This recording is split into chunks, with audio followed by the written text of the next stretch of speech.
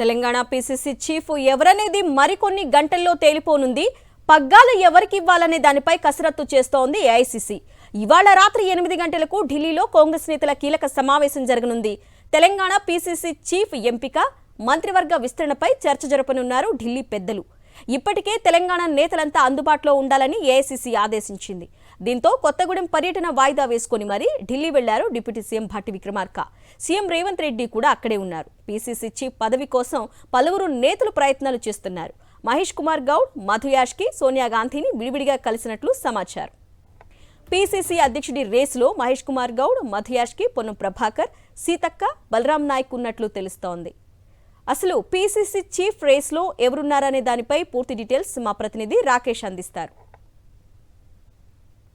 ఢిల్లీలో కీలక సమావేశం ఉండడంతో డిప్యూటీ సీఎం భట్టి విక్రమార్క ఢిల్లీ బయలుదేరి వెళ్లారు.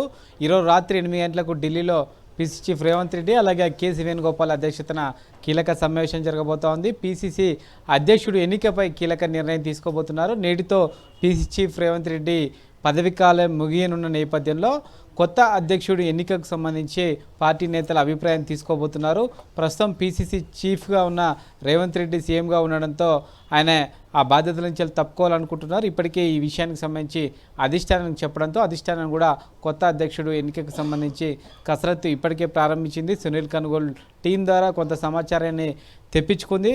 ప్రస్తుతం సీఎంగా రెడ్డి సామాజిక వర్గానికి ఒకరికి అవకాశం కల్పించారు. అలాగే డిప్యూటీ సీఎంగా ఎస్సీ సామాజిక వర్గం నుంచి బట్టికి అవకాశం కల్పించిన నేపథ్యంలో ఎస్టీకి అలాగే బీసీకి ప్రాధాన్యత ఇవ్వాలని హైకమాండ్ భావిస్తున్నట్టుగా తెలుస్తోంది. బీసీ సామాజిక వర్గం నుంచి చూస్తే మంత్రి పొన్నం ప్రభాకర్ గౌడ్, అలాగే ఎమ్మెల్సీ మహేష్ కుమార్ గౌడ్, మదియాష్కి ముగ్గురు పేర్లకు సంబంధించి గట్టిగా వినిపిస్తున్నాయి. మహేష్ కుమార్ గౌడ్ గత 3 రోజులు కూడా ఢిల్లీలో ఉంటూ అటు సోనియా గాంధీని ఇటు కేసీ వేణుగోపాల్ని కలిసి తనకు అవకాశం కల్పించాలని కోరుతున్నారు. ప్రస్తుతం పార్టీ వర్కింగ్ ప్రెసిడెంట్గా ఉన్న మహేష్ కుమార్ గౌడ్ పార్టీ ఆర్గనైజింగ్ విషయంలో తనకు పట్టుందంటూ కూడా చెప్పి పీసీసీ పదవి కోరుతున్న పరిస్థితి కనబడుతుంది. అలాగే మదియాష్కి కాస్త ఏఐసీసీ నేతలతో ఎక్కువగా టచ్లో ఉంటారు. తాను ప్రస్తుతం ఎటువంటి పార్టీ పదవుల్లో లేను కాబట్టి దానికి అవకాశం కల్పిస్తే మరింత సమర్థవంతంగా పనిచేస్తారని కోరుతున్నారు.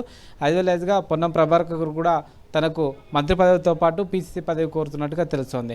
ఇక ఎస్టీ సామాజిక వర్గం నుంచి చూస్తే సీతక్క అలాగే బలరాం నాయక్ పేర్లు వినిపిస్తున్నాయి. ఇద్దరిలో ఒకరికి అవకాశం కల్పిస్తే ఏ విధంగా ఉంటుందనే దానిపైన కూడా చర్చ జరుగుతూ ఉంది. ఎందుకంటే నెక్స్ట్ స్థానిక సంస్థల ఎన్నికలు కానీ అలాగే జాయినింగ్స్ విషయంలో కానీ కొంత కీ రోల్ పోషించాల్సి ఉంటుంది. కాబట్టి ఎవరికి ఇస్తే అందరితో సమన్వయం చేసుకుని పార్టీని నడపగలుగుతారనే దానిపైన కూడా ఒక కసరత్తు అయితే జరుగుతుందని చెప్పుకోవచ్చు. సాయంత్రం ఢిల్లీ మీటింగ్లో పార్టీ నేతలు అందరి అభిప్రాయం తీసుకున్న తర్వాత ఈరోజు రాత్రి లేదా రేపు కొత్త పీసీసీ అధ్యక్షుడిని అధికారికంగా ఏఐసీసీ ప్రకటించే అవకాశం ఉంది. బీసీలకే ఎక్కువగా ఛాన్స్ ఉన్నట్టుగా పార్టీ హైకమాండ్ నేతలు లీకులిస్తున్నారు. ఇటు ఢిల్లీలో ఏం జరుగుతోందన్న విషయాలపై పూర్తి డీటెయిల్స్ ఢిల్లీ నుంచి మా ప్రతినిధి వెంకటేష్ అందిస్తారు. వెంకటేష్,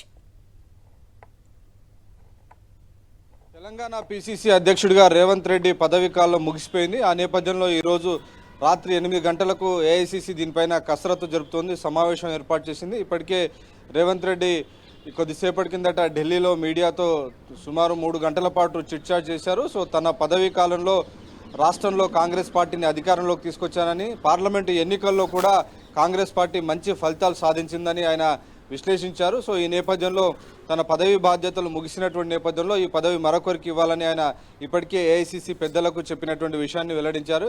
ఇక ఎవరిని పీసీసీ అధ్యక్షుడిగా ఎంపిక చేస్తే బాగుంటుందనేటువంటి అంశాన్ని పూర్తిగా తాను అధిష్టానానికి వదిలేశానని, ఈ అంశంలో తాను జోక్యం చేసుకోవడం లేదని, ఎవరికి ఫలానా వ్యక్తికి ఇవ్వండి అని తాను సిఫారసు చేయలేదని కూడా చెప్పారు. సో ఈ నేపథ్యంలో అధిష్టానం ఎవరిని ఎంపిక చేసినా వారితో కలిసి పనిచేస్తానని, పార్టీని బలోపేతం చేయడమే తన లక్ష్యంగా ముందుకు వెళ్తానని చెప్పారు. అయితే ఈ సమయంలో మేమంతా ఆయన ఒక ప్రశ్న అడిగాము.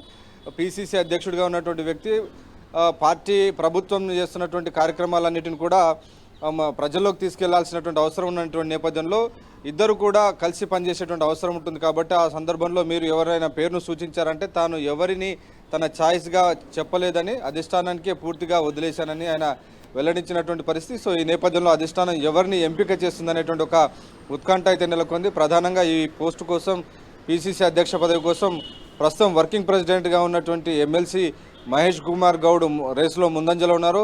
అలాగే ప్రస్తుతం బీసీ సంక్షేమ శాఖ మంత్రిగా ఉన్న పొన్నం ప్రభాకర్ కూడా తనకు పీసీసీ అధ్యక్ష బాధ్యతలు అడుగుతున్నారు. సో పీసీసీ పదవితో పాటు మంత్రిని కూడా కొనసాగించాలని ఆయన కోరుతున్నటువంటి పరిస్థితి. సో ఆ రకమైనటువంటి ఎగ్జంప్షన్ ఇస్తుందా పొన్నం ప్రభాకర్కు జోడు పదవులు కట్టబెడుతుందా లేదా అన్నది చర్చనీయాంశంగా ఉంది. అలాగే రాహుల్ గాంధీకి సన్నిహితుడైనటువంటి మధు యాష్కి గౌడ్ కూడా తనకు పీసీసీ అధ్యక్ష పదవి ఇవ్వాలని కోరుతున్నారు. సో ఆయన కూడా రేవంత్ రెడ్డిని కలుసుకున్నారు. సో వీరితో పాటు మరొకరు ఇద్దరున్న కానీ ఈ ముగ్గురు మాత్రం ప్రధానంగా పీసీసీ అధ్యక్ష రేస్లో ఉన్నట్టు మనకు స్పష్టంగా కనబడుతుంది. అలాగే ఈసారి బీసీ వర్గానికే పీసీసీ అధ్యక్ష పదవి ఇచ్చేటువంటి అవకాశం కనబడుతుంది. ఎందుకంటే ఇప్పటికే ఓసీ సామాజిక వర్గం నుంచి అగ్రకులాల నుంచి రేవంత్ రెడ్డి ముఖ్యమంత్రి పదవిలో ఉన్నారు. అలాగే దళిత సామాజిక వర్గం నుంచి డిప్యూటీ సీఎంగా మల్లు భట్టి విక్రమార్క ఉన్న నేపథ్యంలో సో పీసీసీ అధ్యక్ష పదవి బీసీకి ఇస్తే అన్ని వర్గాల మధ్య కూడా ఒక సమాన ప్రాతినిధ్యం ఇచ్చామనేటువంటి ఒక మెసేజ్ ప్రజల్లోకి పంపినట్లు అవుతుంది. కాబట్టి బీసీ సామాజిక వర్గానికి ఈసారి పదవి దక్కేటువంటి అవకాశాలు ఉన్నాయి.